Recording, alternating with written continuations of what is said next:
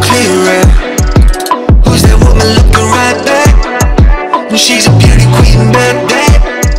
You ain't.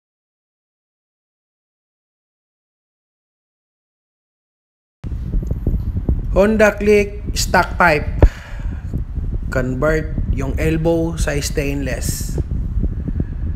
Sa lahat ng mga naka-stock dyan na nabubulok na yung elbow, ito pala yung solusyon para magamit pa rin natin yung stock pipe natin. Papalitan lang natin ng stainless yung pipe. Tara, simulan natin.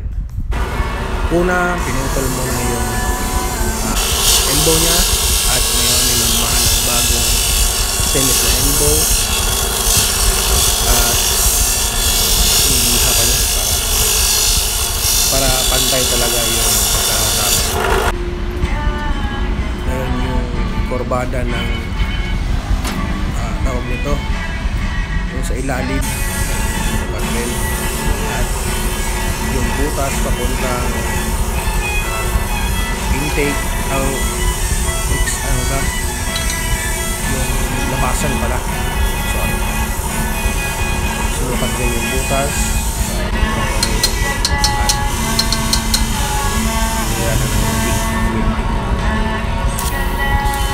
kaya ko lang gusto mapunta itong shop na to sa Taguig.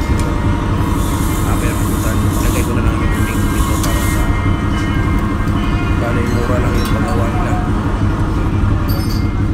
At ngayon yung sa bandang ilalim naman ay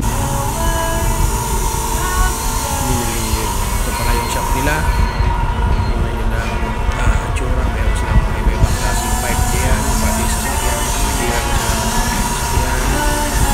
tubig, lahat po. At ngayon binalik na yung tambucho sa motor at ispatan hanggang binaping para labas yung itak.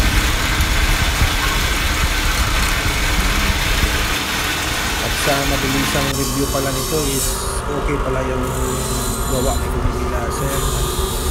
Okay na naman yung tak pa rin yung wala nito. Kukunin pa ba ito kasi progress market. Improvise nyo. Hindi naman babar market after market. Pero importante tahimik naman.